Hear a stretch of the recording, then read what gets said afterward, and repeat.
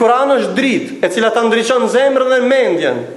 Ky Kur'an është që ta ndriçon, po ka njerëz milionerë apo kanë krizë valla, edhe nuk janë stabil, edhe mas vëram ti veten litar dhe zatën vetvrasje nuk bën shumë fukaraja, më shumë zengina të bëjnë. Ama ditë pse?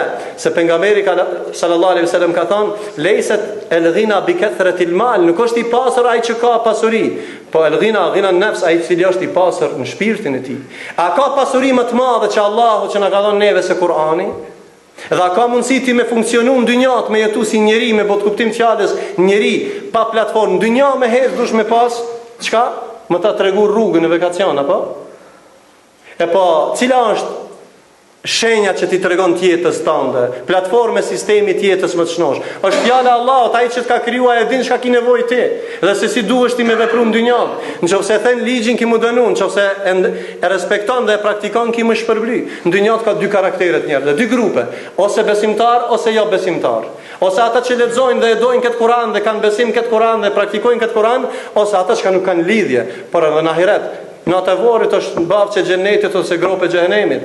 Ahireti ose gjennet ose gjehenem, s'ka diçka tjetër. Në dynjat ka faqebardh, faqezi, edhe në ditën e kiametit ka thënë Allah në Kur'an, jo me të bjetë du vëgju, atë ditë ka me pas ftyrat bardha, kush janë ata? Ata janë ehlul iman, ata që kanë besu Allah, kanë besu Kur'an dhe kanë punu me Kur'an dhe me sunnet pejgamberit alayhis salam.